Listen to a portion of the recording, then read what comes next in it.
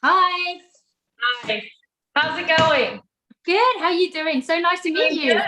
Nice to meet you too. So I can imagine you're totally swamped and busy and whatnot. I know my team have been communicating with you, so they've been letting me know. So very nice to meet you too. Likewise.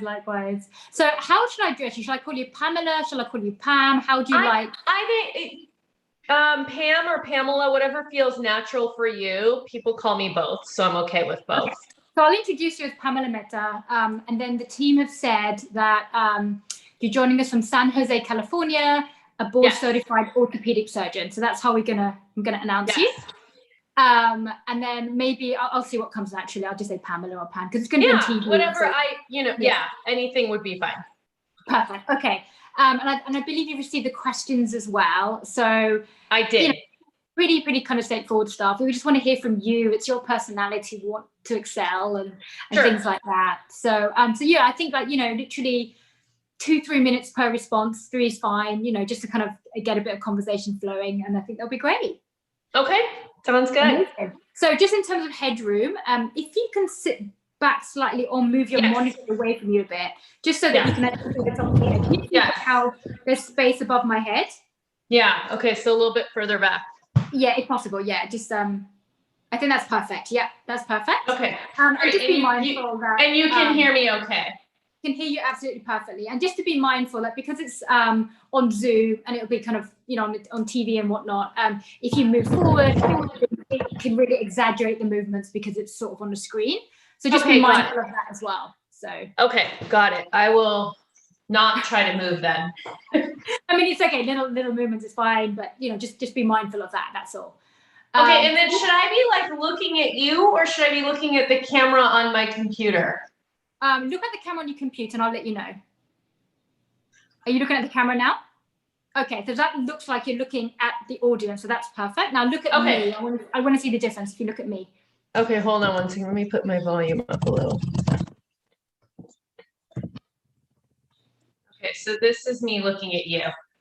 Yep, I would say look at the camera because then it looks like you're looking at the audience. Perfect. Okay, it's the same for me as well. If I look at your picture, it looks a little bit like I'm looking at the side, but if I look at my camera, it looks like I'm looking directly at you.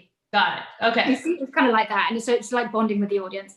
So just to let you know the lay of the land, so it is being live streamed onto a Mana TV private channel, What that means is that nobody else gets to see it, just Mana TV. And after this is done, they extract it and then they edit it into an episode. Okay. So that's really it. And yeah, the whole thing shouldn't take longer than 30 minutes. Okay. So yeah, and also it's been recorded. So at the end of a response, or if you stutter or something, we can always edit out something if you need it to be. So don't worry about that too much. Okay, sounds good. Perfect. All right, I'm just gonna count down and we'll get into it. Okay, great. All right. And just to make note, if you do make a mistake and you want to repeat something, pause a little bit, because then it's easier to make the cut when the editing afterwards. And that's it. Okay, and then do you want me to repeat your question at all, or just whatever seems natural? Yeah, I would say treat it like a conversation. So if we're having coffee together and I were to ask you something, you would just respond back. So just do it like that. Okay, awesome. Perfect. Can you tell me a little, before we record, can you just tell me a little background about you so that it feels natural? We've never met. Yeah, I mean, on a separate note, Pamela, we could always have a separate chat another time. I would love to do that, because I love getting to know my guests a bit. I know this was done so last minute and everything. Of course, yeah. But yeah, so I helm a company called Uma. I'm from the UK originally. The accent might give it away. Born and bred Londoner. And I started my career in finance, investment banking. Trading floor is where I started. And then I transitioned into the healthcare industry, and I was in the clinical trials area within CNS drug development. And that took me all over the world, really. I was in business development, so a lot of traveling there. Wow. And then part of those travels actually brought me to New York, which is where I settled after I got married. So been here for, 10 years now, 10 and a half years.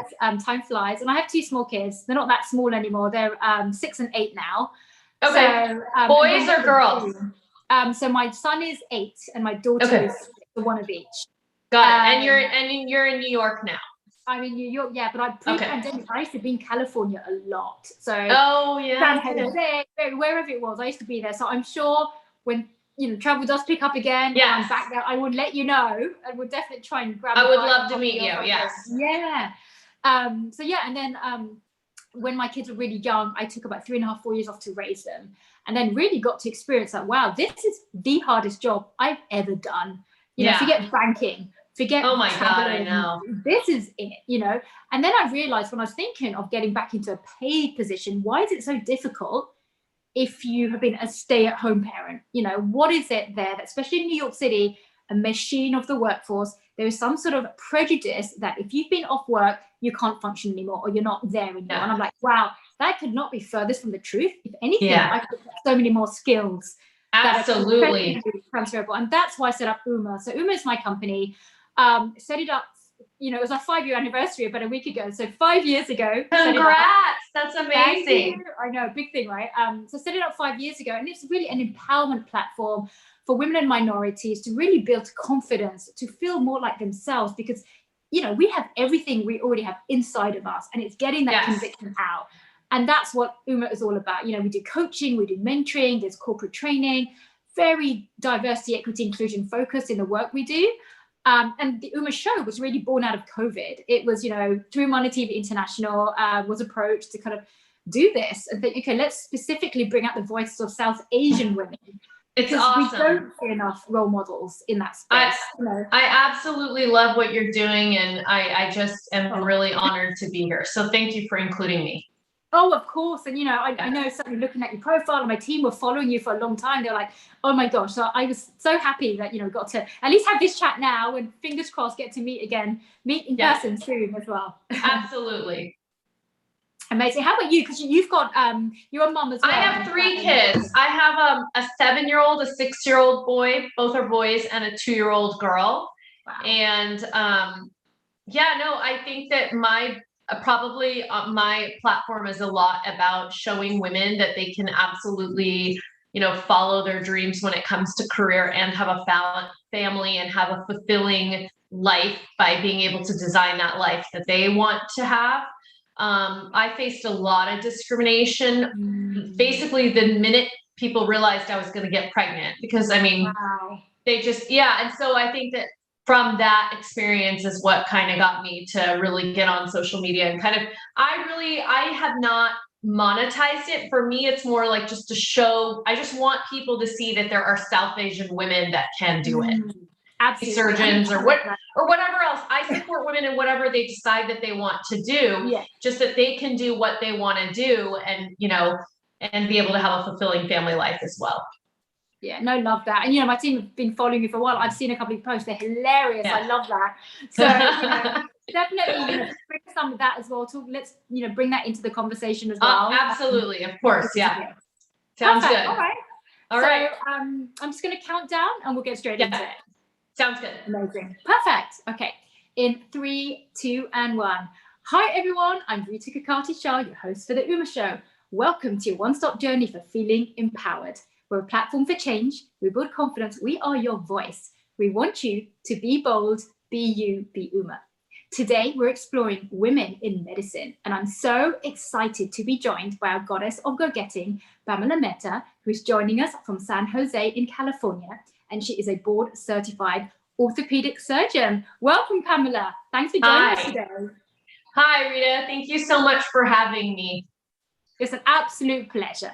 So let's start to talk a little bit about your background. Talk to us about your heritage, your childhood, and how you grew up. Absolutely. So I am of South Asian descent. My parents are Punjabi. My dad is from Delhi and my mom is from Chandigarh. And they immigrated to the US in the late 70s. They got married here in the United States, and they had me, and then 4 years later, my brother. And so we were born and raised in the United States. We were in the Midwest for probably the first 10 years of my life. And then we moved to Southern California. And my parents raised me, as many South Asian kids, with education as a priority. And they, my whole life, they never ever made me feel like because I'm a woman, I am any less than my brother, or that I should be educated any less. And they really taught me to be independent, and that an education would allow me independence and be able to stand on my own 2 feet. That being said, they also were very, what is the word? They really wanted me to get married as well. So it wasn't just education. So once I went to college, they very much were interested in me finding a man and getting married, maybe not that young, but they did want me to get married and have that be a very important part of my life, also getting married and having children. So I think in some ways it was tough because I don't think they really realized, them not being doctors themselves, that medicine is a very long journey. And because I chose surgery, it was going to be even a longer route. And that it was hard for them to understand that, because I chose this career that takes a lot of hours and a lot of stamina, that I didn't have as much time to devote to my personal life in getting married. But as you know, in South Asian culture, that's a really important thing for women at a particular age. Yeah, and I'm glad you shared that, actually, because to your point, education is such an important part of South Asian families. Education and having that stability, and I think that's what our parents bring with them when they emigrate to, the US or the UK, wherever it is. They bring that with them, and it's stability that's their really main focus. And certainly the background they're bringing, unless you get married, you don't have that stability. And I think that's part of it as well. But speaking of education, speaking about your journey in medicine, talk to us a little bit about how did you decide that was your career? You mentioned your parents didn't have that career trajectory themselves. So how did you sort of end up on the medicine path and becoming a surgeon? Sure. So my dad is an engineer and my mom is an accountant, and they both have higher education. But I think when they came to this country, they felt that the premier profession was medicine, because you could be your own boss. And I think they felt, as immigrants, that was kind of the American dream, is to be your own boss and not to be beholden to anyone. And so for them, at a young age, they really stressed medicine to me. And I was the eldest in my family, and I was a good girl and listened to them. And I was good at science and math. And so I think because science and math were not hard for me in the earlier years, I sort of did go down the path that they had sort of envisioned for me. And then when I went to medical school, I really found an interest and passion in surgery. I really just loved the adrenaline, that feeling of immediate gratification of being able to fix somebody. And I think that took my parents by surprise, because I don't think their aspirations were that high for me. I think they wanted me to pick a field in medicine that I would still have some easier hours and be able to get married and have children and devote a lot of time to that. So it did take them by surprise when I told them I wanted to do surgery, and especially when I told them I wanted to be an orthopedic surgeon, because it's predominantly male dominated. And I think they were a little concerned about how I would fit into that culture. And so that was kind of like my pathway into becoming a surgeon. And I think the reason I stuck with surgery and orthopedic surgery is because so many people told me I can't do it and were not supportive, that I kept thinking, what is this? Why? And so I think I kept wanting to prove people wrong and show them that a female can be a surgeon and can be in a male dominated field like orthopedic surgery. Absolutely. I'm glad you mentioned that, actually, because the medical profession, particularly that of a surgeon, is known to be really tough, especially in terms of hours and intensity. So talk to us a little bit about your experience between balancing your career as a surgeon with your personal life. As you said, there are the critics out there and whatnot. So this is exactly what they want to know, I guess, as well. Sure. So I'm not going to lie, it was hard. It was very hard. When I was a medical student, many attendings and other doctors would say, why don't you pick a field that's easier, pick a field that's less physically demanding, less hours. Many people said, well, don't you want to have a family? If you have a family, it's going to be very hard to be a surgeon. At the time, I wasn't with anybody, and I was pretty young. I was 26, and I decided I'm going to go for it. And so I applied and went to orthopedic surgery residency at Columbia in New York. It was rigorous, but I learned a lot. And when I was there, I really realized what my passions were, and it was to have a fulfilling career along with a fulfilling family life. And I really am a strong proponent of, whatever is meant to be is meant to be, and timing is a lot of it. And it did take me a little bit of time to find my life partner, but I did. And he is of Indian descent as well, and he is a spine surgeon, and we are in a dual physician surgeon household, and we make it work. We're very 50-50 about household responsibility. He's very supportive of my career. I'm very supportive of his. We have 3 beautiful children, but there were a lot of people along the way that didn't think I could do it, weren't very supportive. I will say that even though my parents were very proud of me, they were very concerned that I wouldn't get married. And in South Asian culture, all the aunties and uncles and the family is always asking, has she found someone? Is she married? When is she going to get married? And so there was a lot of that into my late 20s and early 30s before I finally did get married. I'm glad you actually shared that, because I was going to ask what you think needs to be changed for surgeons and the medical profession overall to help families out more, but also society as well, because this stereotype, this view, isn't just for the profession, it's everybody outside as well. So what would you say, in the ideal world, if you could change things, what would you do? Yeah, so I think we have a real problem in this country where we don't support young women who want to have children and young mothers who've had their children. Right. And I think it needs to start, everywhere in corporate America, in medicine. It just needs to become part of the culture that we as women are an important part of the workforce. We are necessary. We bring something to the table that men don't. We have different characteristics. And until we feel that that is important, it's a priority, it's a necessity, then we can't get to the next step where we actually support the women when they're having children. So we have to believe that women are this important part, that we have to make whatever accommodations that a woman needs when they're going to have kids. Once we get to that point, then we can, if we recognize that they have to be there, that they have to be in the environment, then we can make accommodations for them. This is the only country that doesn't have a good maternity leave, across the nation. I remember when I had my second child, and they're 15 months apart. And I was 2 to 3 months into maternity leave, and I was about to go back to work, and I was at a wedding, and it was with a bunch of Canadian people, and they could not believe that I was going back to work, 3 months after I had my baby, because they were all into a year of maternity leave, these young moms, and they felt super supported by their work. They didn't feel that their job was going to be given to somebody else, or that they were going to be penalized because they had children.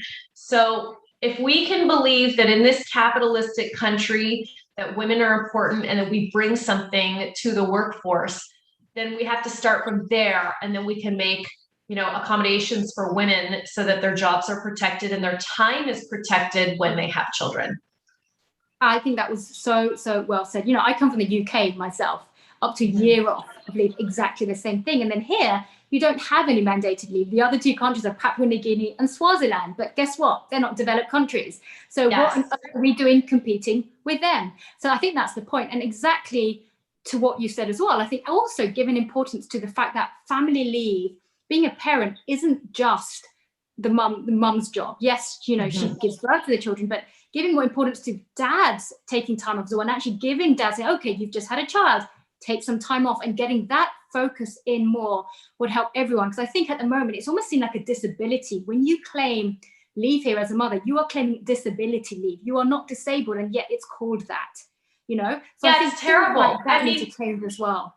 It's terrible. I mean, of course, at the beginning of maternity leave, you are healing as a mom. And I do think that's important time to have that is protected. But you're absolutely correct. It's not a disability. Somebody has to have the children. And it's not just the woman that should bear all of that responsibility once the child is in the world. It should be both parents. And there should be a focus that it's necessary for both mom and dad to spend some time with their kids, and to also be able to have their job be protected. Exactly. I would love it. So it's not just, dual parent families that split it 50-50 is in the minority, but that becomes the norm. Just imagine that, and how much the world would be a better place if that were to happen. So yes. Thanks again for sharing that. So obviously we've talked upon some challenges that you've had, but challenges are part and parcel of life. But the difference is how we deal with them that strengthens who we are and how it makes us as women leaders going forward. Could you share a personal or professional challenge that you faced and how you overcame it? Yeah, absolutely. So I took a job out of residency. So that's, 4 years of medical school and 5 years of training here in the US as an orthopedic surgeon. And I took a job right after residency where it was very clear that they didn't really want to hire me because I was of an age where I was going to have children, and they didn't want to deal with that. But I took the job anyway because I thought, once I get there, they'll see how hard I work. They'll see how friendly I am. They'll see that I get along with everybody, that I'm good with patients, I'm a good surgeon. But they had it in their head that they didn't want me there, and they actively tried to push me out when I had both my children, because I had them very close together. That was a really hard time in my life because I had never, it's not that I had never failed at anything. I had never tried so hard at something and not figured out a way to make it work. And I just could not make it work. They were not supportive. They didn't want me there.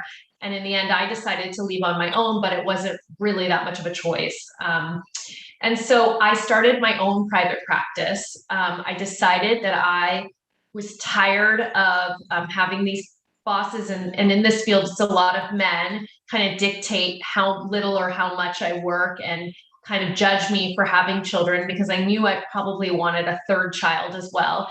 And so my husband and I decided together that I was going to start my practice. He was very supportive. And today I've been running that practice for 6 years. It's very successful. Thank you. It's very successful in that I provide very good patient care to my patients. I have a good operative volume, which is what you want as a surgeon. And the most important part for me is I've designed it the way that I want. So I am able to take my children to school in the morning. And so I can start my clinics and my surgery a little bit later, and I finish on time so that I can pick up my children and I can be there for all those moments where they've got extracurricular activities and where you're driving and carpooling home. And so I get to be mom and I get to be a surgeon, and I've just made my life the way that works for me and my family. Incredible. Love that so much. before we let you go, what advice would you give to any young girls or women wanting to follow in your footsteps? So the advice I would give young women and young men is that you can absolutely design the life that you want. You can have both a fulfilling career and a fulfilling family. Don't let anybody tell you that you cannot do it. There is always a way. And as long as you follow your passions and you stick with your core values, you will be able to do those things. The other piece of advice I have is that if you decide to go into medicine, it is a very long journey. And you have to enjoy the small victories along the way and not to sweat the small stuff. Yeah. Very, very well said.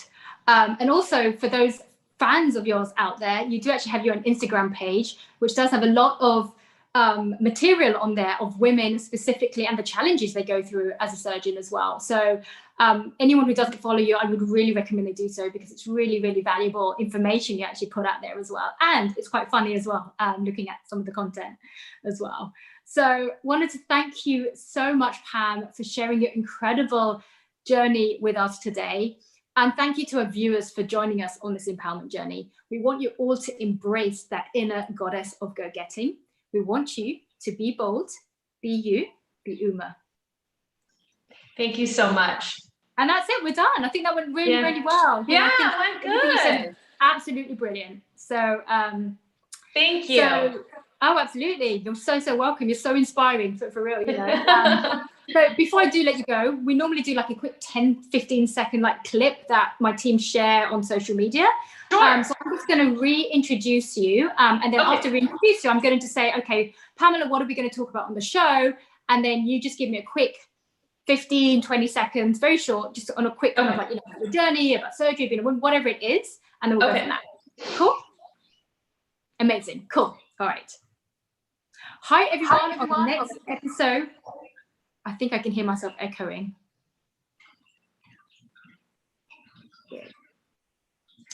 Hi, everyone. On the next episode of the Uma Show, I'm going to be in conversation with goddess of go-getting, Pamela Mehta, who's joining us from San Jose in California, and she is a board-certified orthopedic surgeon. Hi, Pamela. What are we going to talk about on the show? Hi, Rita. I'm so excited to chat with you all today about being able to design the life you want, both in your career and family. Love that. Can't wait to see the show. And that's it. Okay. Perfect. Thank you. Cool. All right. Well, I think that went really well. We'll get in touch with you when it's ready to air. It will be in a few weeks from now. And I think you sent through your picture and everything, so I think they've got that. I still have to send you my bio. I'll do that when we get off right perfect. now. Yeah, when you can, it'll be fantastic. Yeah, but thanks again so much. Okay, take care. And be in touch. Yeah. Thanks so much. Thank you. Have a good one. You too. Bye. Bye.